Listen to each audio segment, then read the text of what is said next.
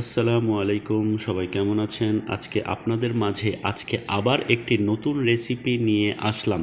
Recipe আমার কাছে নতুন, বাট এমন ভিডিও আপনারা এর আগেও অনেক দেখে থাকবেন। আজকের রেসিপি চাল কুমড়ো দিয়ে ইলিশ মাছ। যদিও এটা আমাদের সবার অনেক ভালো লাগার একটি খাবার। তো আমি মাছ অনেক আগেই ফ্রিজ থেকে বের করে রেখে দিয়েছিলাম। নর্মাল হবার পর এখানে মরিচের গুঁড়ো, হলুদ আর লবণ দিয়ে মাখিয়ে কিছুক্ষণ রেখে দেওয়ার পর তেল গরম করে এখানে অল্প আঁচে হালকা করে ভেজে নিচ্ছি। আসলে এটা বেশি মচমচা করে ভাজা যাবে না, কারণ বেশি মচমচা করে ভাজলে এটার যেই স্বাদ, সেই স্বাদটা কিন্তু পাওয়া যাবে না।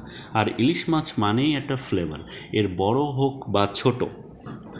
তো চাল কুমড়ো দিয়ে রান্না করলে কিন্তু এর ফ্লেভার কিংবা স্বাদের বিষয়টা কিন্তু আরও অনেকটা বেড়ে যায়। তো আমরা আসলে যারা খুব শর্টে রান্না করতে চাই, তো আমরা এভাবে রান্নাটা করতে পারি। আসলে আমাদের বর্তমান যে অবস্থা, সেখান থেকে আমাদের সময়ের কিন্তু একটা বিশাল সমস্যা। সেখান থেকে আমি খুব তাড়াহুড়ো করে একটা ছোট একটা রান্নার ব্যবস্থা করেছি। তো এখানে আমি রসুন বাটা, তারপরে পেঁয়াজ বাটা এবং জিরা বাটা, এগুলো তেলের ওপরে দিয়ে আলতো আঁচে ভালো করে মিশ্রণ করে নিলাম।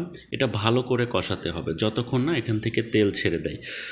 এরপরে এখান থেকে যখন তেলটা হালকা করে ছাড়বে, এরপরে আমি এখানে মরিচের গুঁড়ো, হলুদ, ধনিয়ার গুঁড়ো আর লবণ অ্যাড করলাম।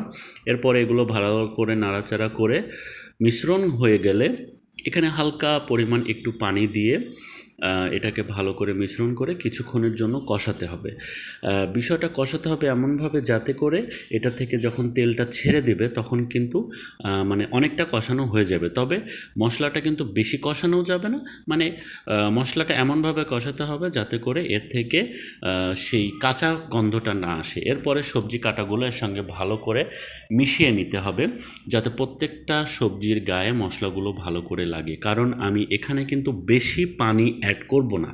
এই সবজি থেকে যেই পানি বের হবে, সেই পানি থেকেই কিন্তু আমাদের রান্নাটা করতে হবে। বেশি পানি যখন থাকতেছে না, তখন কিন্তু আমাদের রান্নার স্বাদটা অনেকটাই বেড়ে যাবে। এ কারণে কিন্তু আমি আলাদা পানি অ্যাড করব না। এখানে ভালো করে মিশ্রণ করে নেওয়ার পর আমি কিছুক্ষণ ঢেকে রাখবো। ঢাকনা থেকে কিছুক্ষণ পর পর উঠিয়ে কিন্তু আমাকে ভালো করে এটা আবার নেড়ে চেড়ে রাখতে হবে, কারণ প্রত্যেকটা সবজিতে কিন্তু পরিমাণ মতো মশলা এবং লবণ ভালো করে ঢুকতে হবে। এভাবে আপনারা ভালো করে কিছুক্ষণ পর পর নেড়ে দেবেন তরকারিটা, না হলে কিন্তু নিচে লেগে যাওয়ারও একটা সম্ভাবনা থাকছে, যেহেতু আমরা আলাদা পানি অ্যাড করিনি।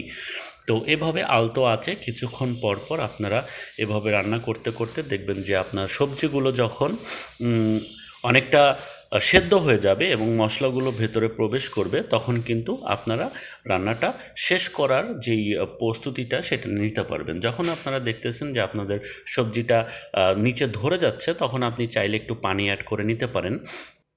এরপরে পানি অ্যাড করে রাখার পরে কিছুক্ষণ আবার ঢেকে রাখার পরে দেখবেন একদমই সবজিটা সেদ্ধ হয়ে গেছে।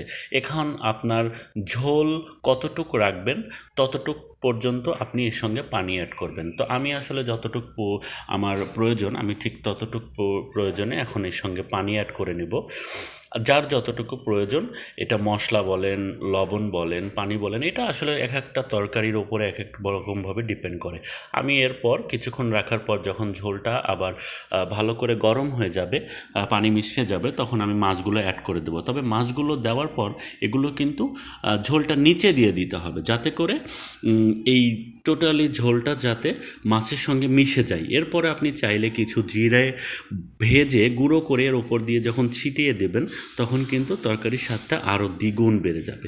এরপর কিছুক্ষণ ঢেকে রাখার পর যখন আপনি এটা পরিবেশন করার জন্য একটা পাত্রে নেবেন, তখন দেখেন আমি কিন্তু অলরেডি আমার পরিবেশন করার জন্য একটা পাত্রে নিয়েছি, এবং কালারটা যেমন সুন্দর আসছে, খেতেও কিন্তু ঠিক ততটাই মজা হয়েছে। অবশ্যই তরকারিতে লবণের পরিমাণটা ঠিক রাখবেন, তাহলে তরকারিটা খেতে ভালো লাগবে।